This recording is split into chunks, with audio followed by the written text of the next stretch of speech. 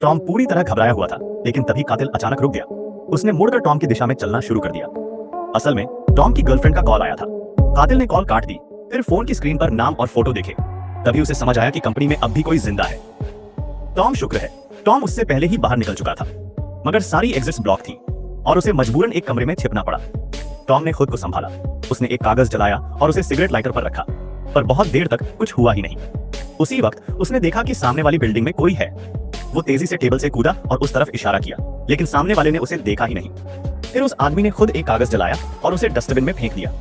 इससे पहले कि कातिल उसे पकड़ पाता, टॉम ने सामने वाले का ध्यान खींच लिया और उसे एहसास हुआ कि उसका मकसद पूरा हुआ।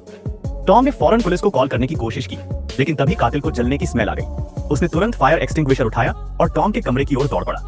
टॉम को कदमों की आवाज सुनाई दी और वो भागते हुए कमरे से बाहर निकला, लेकिन सीधे कातिल से टकरा गया। फिर भी कातिल ने उसे देखा नहीं। वो सीधे कमरे में घुसा और अंदर लगी आग बुझा दी। अब सामने वाली बिल्डिंग में बैठा शख्स सेफ था।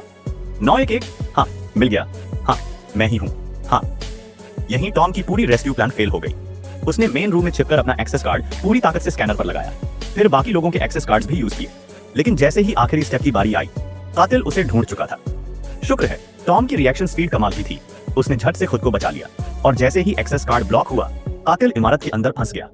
टॉम ने मौका देखकर ऑफिस की सारी लाइट्स बंद कर दी और फिर अपने पास बचे एकमात्र कार्ड से दूसरी तरफ से कातिल को चकमा दे दिया।